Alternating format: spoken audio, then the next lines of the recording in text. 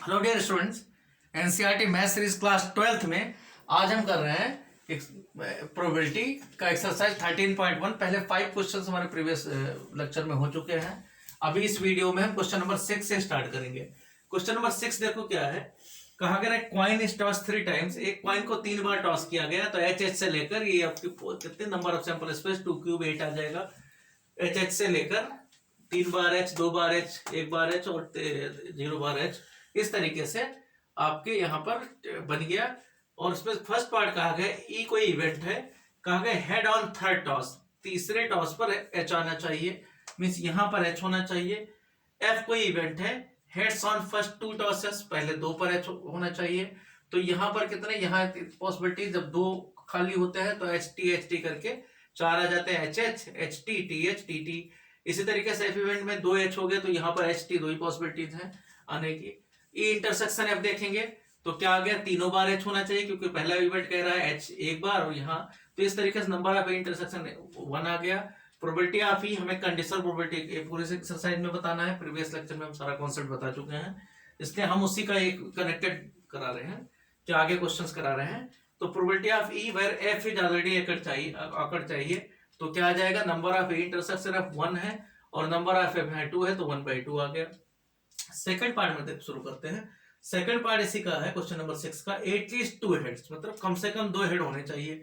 तो ऐसे कौन कौन से पॉसिबिलिटीज है 2 हेड आने के। एच एच टी है, टी 3 बार हो सकता है, मीन्स एच टी एच है और टी एच एच है, ये आपका हो गया। और कहा गया एटलीस्ट, एटलीस्ट का मतलब क्या हो गया, 3 बार भी आ सकता है हेड। तो एटलीस्ट 2 हेड में तीनों बार भी आप ले सकते हो, ये एक पॉसिबिलिटीज हो गई ई इवेंट में। और एफ इवेंट कहा गया है एट मोस्ट टू हेड्स, ज्यादा से ज्यादा 2 हेड होने चाहिए, ये कहा गया ज्यादा से ज्यादा 2 हेड होने चाहिए। तो इसमें देखते हैं एट मोस्ट 2 हेड में कि 0 हेड में तीनों टी हो सकते हैं, 1 बार हेड हो सकता है। 1 बार हेड का मतलब हो गया एच, किसी एक बार H T T, T H T या फिर टी टी एच, इस तरीके से 1 बार हेड। या फिर कह सकता है 8 मोस्ट 2 हेड्स, और फिर 2 बार भी हेड हो सकता है, मींस एच एच टी हो सकता है, एच टी एच हो सकता है, या फिर आपका टी टी एच हो सकता है। ये 3 पॉसिबिलिटीज इसमें है। 8 मोस्ट 2 हेड का मतलब है ज्यादा से ज्यादा 2 हेड होना चाहिए, एक ही पॉसिबिलिटी नहीं होनी चाहिए, तीनों हेड नहीं आनी चाहिए। तो यहाँ 7 के 7 पॉसिबिलिटीज आ जाएंगी, जबकि यहाँ पर 4 ही पॉसिबिलिटीज हैं। अब ई इंटरसेक्शन एफ देखें तो ई इंटरसेक्शन एफ क्या कहेगा। ई इंटरसेक्शन एफ का मतलब क्या हो गया कि हम यहाँ सेट नहीं लगा रहे हैं, क्योंकि अब केवल हम नंबर में कंसंट्रेट है। ई इंटरसेक्शन एफ का मतलब क्या हो गया यहाँ पर कि ये कह रहा है कि ज्यादा से ज्यादा 2 हेड होने चाहिए। मीन्स अगर यहाँ देखो 2 एच वाले कॉमन है, कौन कौन से कॉमन है यहाँ पर, 1 एच, 2 एच और 3 एच वाले कॉमन है। 3 एच यहाँ है नहीं, तो 2 एच वाले कॉमन आ जाएंगे, मीन्स 1 2 3 कॉमन आ जाएंगे। 2 एच वाले यहाँ पर टी टी एच हो चुका है शायद, ये आपका एच है, यहाँ पर एच टी एच और ये आपका टी एच एच, ये आपका टी एच एच है। तो कितना 2 हेड, तो 2 हेड वाले कॉमन आ जाएंगे, mean number of E intersection F कितना आ जाएगा 3। तो आपको क्या चाहिए, प्रोबेबिलिटी ऑफ ई वेयर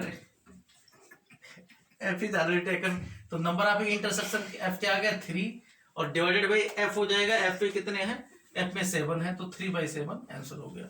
इसी तरीके से देखते हैं यहाँ पर क्वेश्चन इसी का थर्ड पार्ट भी है। थर्ड पार्ट में कहा गया है ई कोई इवेंट है, इसमें क्या कहेगा 8 मोस्ट 2 टेल्स, 8 मोस्ट 2 टेल्स, ज्यादा से ज्यादा 2 टी होने चाहिए। तो इसका मतलब 0 टी में तीनों एच हो गए, उसके बाद 2 एच होना चाहिए, मतलब टी कहीं एक पर, एच टी एच। इसी तरीके से यहाँ पर H H T, H H T, ये पॉसिबिलिटी हो सकती है कि ज्यादा से ज्यादा 2 टेल होने चाहिए।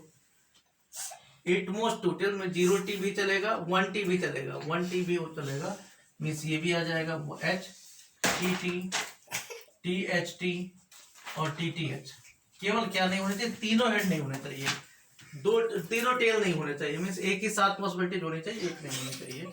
एफ इवेंट कहा गया है, एफ में कहा गया है एटलीस्ट 2 टेल, कम से कम 2 टेल होने चाहिए। एटलीस्ट 2 टेल, इसमें एटलीस्ट कहा गया है, तो ऊपर जैसा ही है, तो यहाँ क्या आ जाएगा, टू टेल कम से कम होना चाहिए, तो इसका मतलब टी टी एच, यहाँ एच टी टी। इसी तरीके से बीच में एच ले सकते हैं, टी एच टी, और या फिर तीनों टी हो सकते हैं। तो ये चार पॉसिबिलिटीज है यहाँ पर। तो अब पता क्या करना, number of E intersection F देखेंगे, तो जैसे ऊपर था ई इंटरसेक्शन एफ क्या आ जाएगा, ई इंटरसेक्शन एफ यहाँ कितना है, तो दो टी वाले ले लिए जाएंगे। दो टी वाले क्या है, 1 2 3 है, और यहाँ पर क्या है, तो अब पता क्या करना है यहाँ पर, ये आपका नंबर इसमें 3 हो जाएगा। Probability of E where F is already taken चाहिए, तो यहाँ क्या हो गया, 3/4 आ जाएगा, 3/4 आ जाएगा। तो ये आपको यहाँ पर इसी को उलट दिया गया है, यहाँ एफ ऐसा दे दिया गया है। क्वेश्चन नंबर 7 देखते हैं। क्वेश्चन नंबर 7 में कहा गया है, क्वेश्चन नंबर 7 में है 2 coins आर टॉस्ड वंस। इस बार 2 कॉइन को एक बार टॉस किया गया है। तो आपको पता है बहुत आसान, H H, H T, T H, T T, 4 ही पॉसिबिलिटीज होती है टोटल, अगर आप एक कॉइन को 2 बार टॉस करो। उसके बाद कहा गया है, फर्स्ट पार्ट कहा गया है, ई टेल अपीयर्स ऑन 1 कॉइन।